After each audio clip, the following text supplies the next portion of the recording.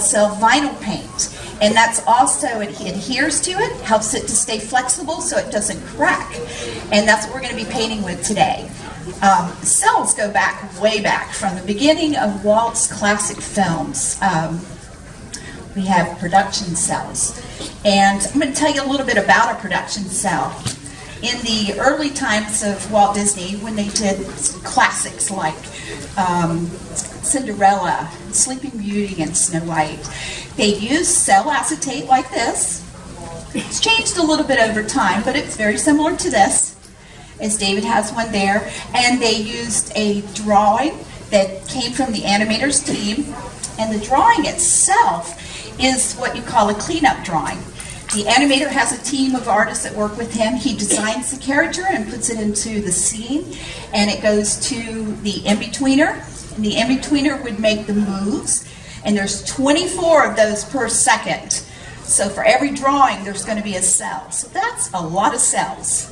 In the Little Mermaid, we used over 1 million plus to do cell animation. Once the image is onto the cell, I'm going to talk to you a little bit about how that's transferred. But once it's onto the cell, then the ink and paint artist will take the cell and they will flip it over, and they're going to paint from the back side. Because if you remember, in the earlier days, they used techniques called inking. And they would take the cleanup artist drawing from the animator's team, and they would put that under a clear cell. And this is the early years of Snow White and Cinderella.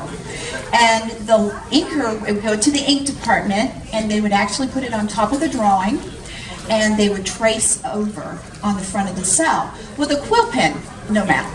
They would use an ink, dip it in the quill pen with the quill pen, and ink away.